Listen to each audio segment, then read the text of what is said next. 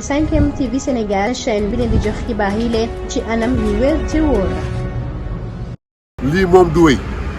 te incha allah Ousmane Sonko du tabaski dans ces conditions là. mbokku internet yu 5M TV Sénégal dal leen jàmm ci seen chaîne bile ñu daal di wax ci xibaar yi lu ñeel nag ginnaaw mouvement bi nga xam ne rek tuddee nañu ko magi Pastef tey jilee dañu rek doon dem di seeti ji kile di Ousmane Sonko moom mi nga xam ni dañoo jàpp ni nañ ko jàppee ca biir këram daati ko fay tëj loolee rafetluwuñ ko benn yoon ñu ni nag ginnaaw ndaje boobee sax nag moom ñu joxante woon rek dikk daje foofe nag ginnaaw ca mosquée bu Sacré-Cœur ñu daal di solu ñoom ñëpp nag ay mbubb yu weex dox rek dem foofe ca kër moom leader bu Pastef di Ousmane Sonko waaye nag ña ngay wax ni ba ñu yegsee foofe ca bërëb ba rek ginnaaw bi ñu waxtaanee nag ki jiite way nag police yi lee moom dafa bañ rek jom ni kenn du dugg rek foofee ca biir kër Ousmane Sonko ñoom nag ñoo fësal lu nu mel ca Jotna Média.